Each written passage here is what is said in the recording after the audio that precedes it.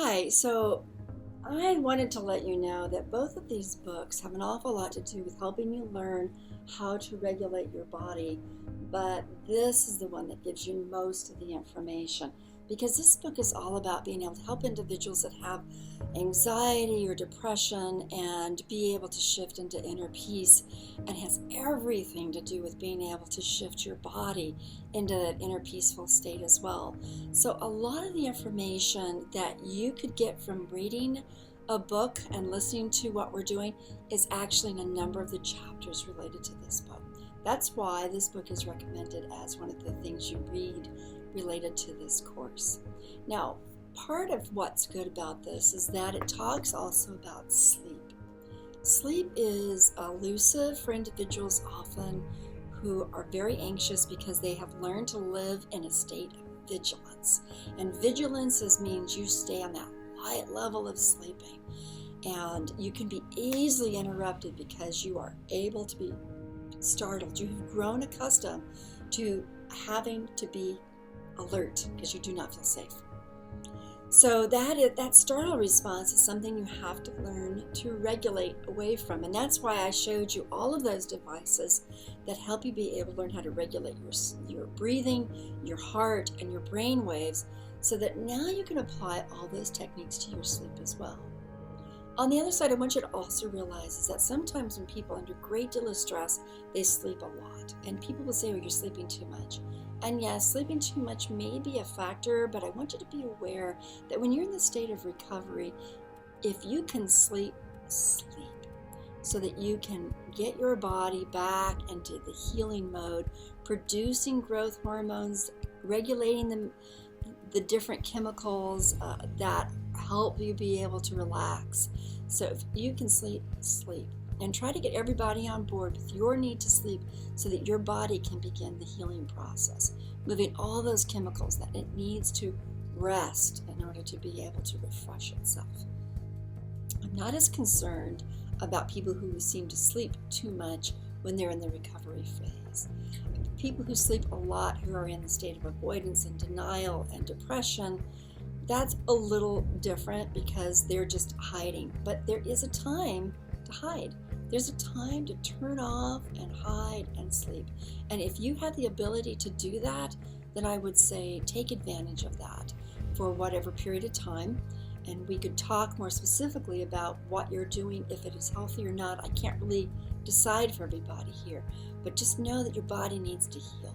Your mind needs to heal. Your brain needs to heal. And if it's sleeping, that is being allowed you, take advantage of it. Because too often, people who have gone through abuse and trauma, they are in the startle response and they don't let themselves sink into a nice, deep sleep. Or they may have some deep sleep and then they go into a REM sleep and their dreams are very disturbing and they wake up in that horrible nightmare sort of experience. So that becomes disruptive to sleep as well. Also, I want you to make sure that you're not having any sort of apnea or breathing difficulty, so that would wake you up because you're not breathing and your body says, wake up, you're not getting enough oxygen because your body essentially has stopped breathing because of apnea. And people who have a stress, abuse, and trauma, sometimes their body does not work the same way and you have to actually repair the processes associated to being able to sleep. And apnea would be one of the things I would want you to look at. The sign of a heart dysregulating and being woken up because your heart is racing would be related to also being woken up out of sleep because you feel like you're in a state of stress. That's why we preceded all of these with the practice of regulating your body these other ways. Also be aware that if you have the sleeping patterns where you're taking naps in the day and then you're staying up really late at night and then you go to sleep really late at night when you finally kind of crash, but then you wake up too early in the morning, you're not getting your 6 to 9 hours of continuous sleep. Maybe with a few interruptions, maybe having going to the bathroom, you go back to bed and you sleep so that you're getting nice sounding sleep. What's really helpful about these types of devices, the smartwatches, is that they can now really let you know what amount of real deep sleep are you getting and what amount of really good sleep do you need. What levels are you sleeping at? How much dreaming are you doing that you don't even know you're doing? which is a good thing. That means that not all your dreams are turning into nightmares. So it's really good to have a device like this. If you don't already know how well you're sleeping, if you don't have a sense of it, and you're feeling very tired all the time, feeling like you don't wake up from a full night's sleep, or you feel often interrupted by your own thoughts, your own racing activity in your brain, or your own nightmares, then you want to kind of know, am I getting enough sleep in addition to the fact that I'm having nightmares, or do I not get enough sleep because the nightmares are waking me up? Because you may be actually getting enough sleep, but nonetheless having nightmares.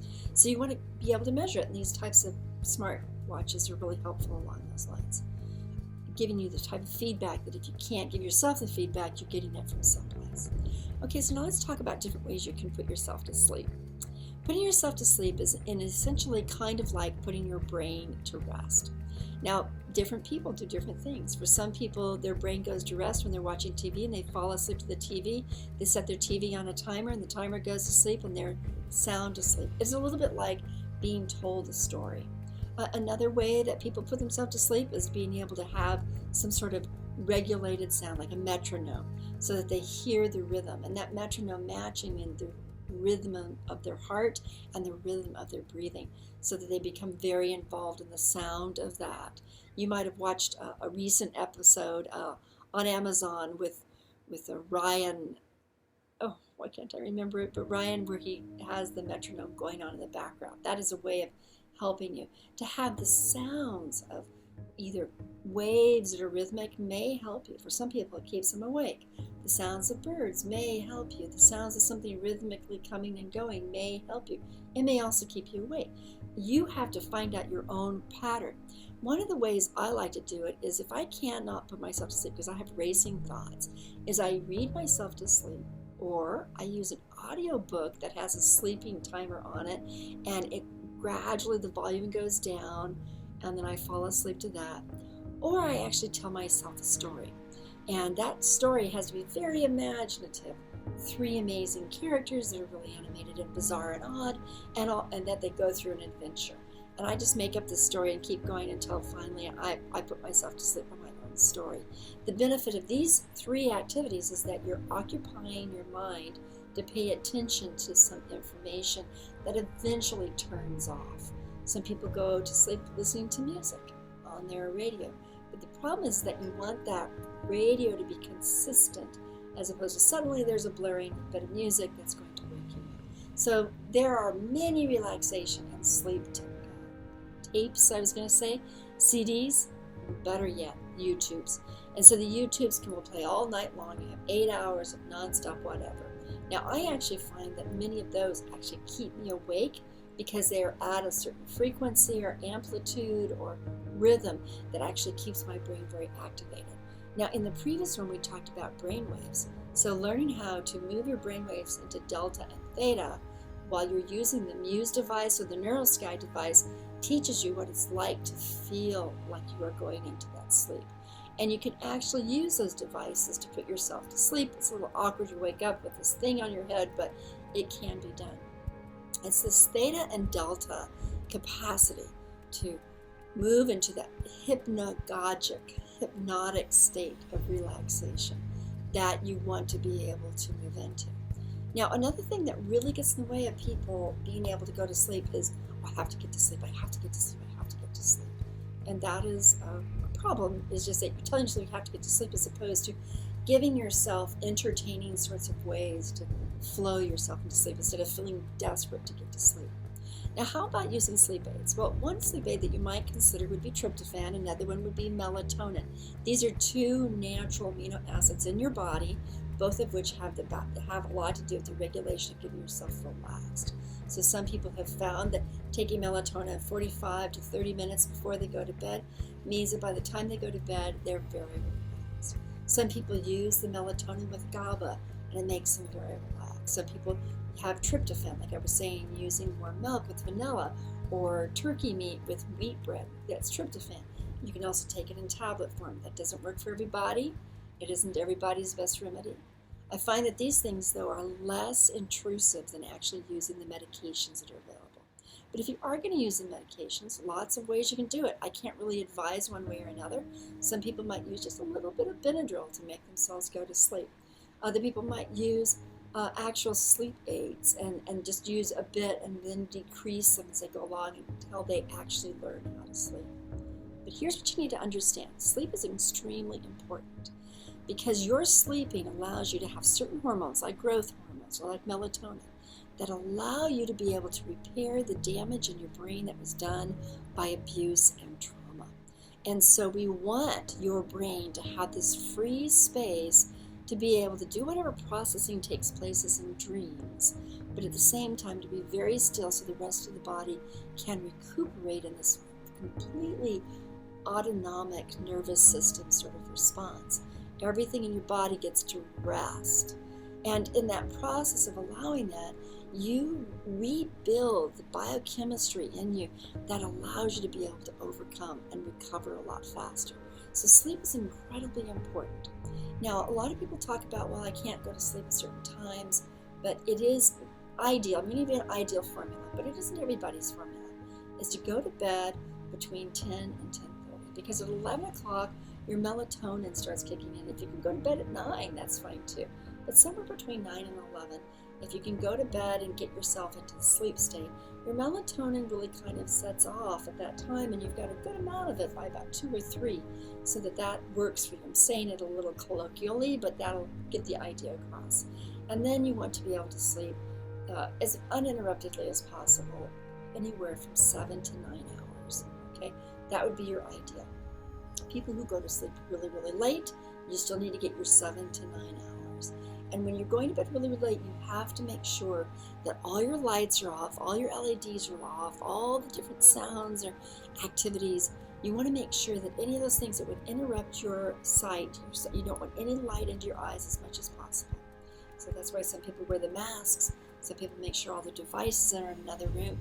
You want to make sure that that space is free of anything that turns your brain on. So lights would turn it on, sounds would turn it on, any of those sorts of things would turn it on. So you want to be free of that. So that even if you go to bed really late, you are creating a cycle for yourself. Now, it would be optimal to go to bed at between 9 and 10:30 for your body's recovery process as it relates to cortisol. That is the overall normal research. But for those individuals that can get a full amount of sleep at a different shift during the day, the key is to get that full deep sleep. So those individuals that have night shift, it has been clearly determined that individuals that have night shifts and working, their sleep cycle is so disrupted that even if they sleep for 6 to 8 hours, some other time during the day, they're more inclined to have physical complications than those individuals that don't work night shifts. So even if you're optimized, you're great on the night shift and that matches you, you have to be aware that it may still be putting your body in a state of stress. So as with all of these, in course number 8, it's about doing that which optimizes your body's ability to de-stress, to heal, to become regulated, to become aligned with itself, and to do things as deliberately as you possibly can, knowing that maybe you inch your way toward the optimal way of treating yourself, as opposed to just saying, well, tonight I'm going to do this, I'm just going to stay there, and I'm going to be frustrated from 9 o'clock to 2 o'clock because I'm not used to falling asleep at 9. You can kind of inch your way down to 10 or 11. So you don't have to jump right into it. But, if you want to go ahead and do that, you can do that as well. And it may take a while for your body to realize, I'm really going to go to bed at 10 and I'm really going to wake up 8 hours later and not take a nap. Now let's talk about those naps, because we do find that individuals that have good solid sleep at nighttime that still take a nap in the afternoon, that the 20 to 40 minute naps can be very healing, very organizing, and very refreshing. And that's one reason why people practice meditations using devices such as the Muse, which I showed you in the previous class, and also just using their ability to meditate or go into a hypnagogic state, because it can be very, very refreshing. And if you need to avoid something and you just need that little bit of respite, it's a nice idea to be able to just go into a nap. But the thing is that if you're going into a really long nap, you have to wonder, is this going to make it so that I've dysregulated my nighttime sleeping or the dark time sleeping, because you want your room to be as dark as possible so your brain rests. Okay, I hope that all helps in terms of these ways of regulating yourself. And in the next one, we're going to talk about things you need to probably be aware of as a stress enters into your body through abuse and trauma. That isn't like a lot of fun, but you want to be aware of it. And I'm going to start that off talking a little bit about nutrients such as vitamin, minerals, and then we're going to talk about some other stuff. So these 5 have been related to what you can do, and the other one is what you need to make sure other people can help you with. Bye.